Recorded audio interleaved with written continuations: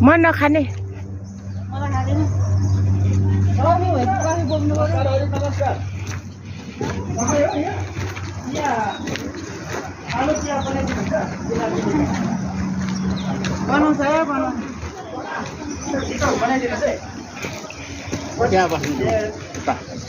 को खाने हो कफी खाने होला नि हो कि कफी भन्दै थियो नि खोला कफी त पुग्नु भएन रे कान्छी खाने